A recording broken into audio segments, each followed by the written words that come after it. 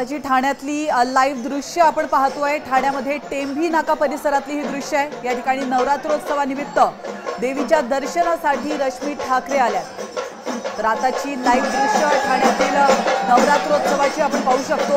मोठ्या उत्साहात दरवर्षी ठाण्यामध्ये हा उत्सव साजरा केला जातो आणि मोठ्या संख्येने भाविक या ठिकाणी जमत असतात।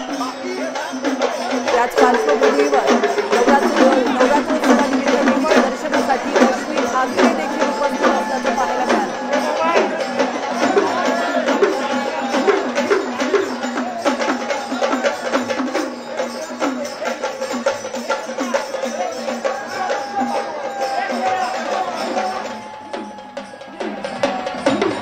देवीच्या दर्शनासाठी रश्मी ठाकरे आता ठाण्यातील नवरात्रोत्सवामध्ये पोहोचलेले आहेत। देवीचं दर्शन ते थोड्या वेळात घेणार आहेत।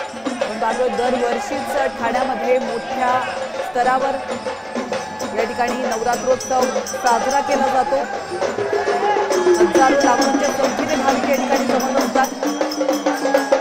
या नवरात्रोत्सवामध्ये देवीच्या दर्शनासाठी आता रश्मी ठाकरे देखील या ठिकाणी उपस्थित असल्याचं आपण पाहतो।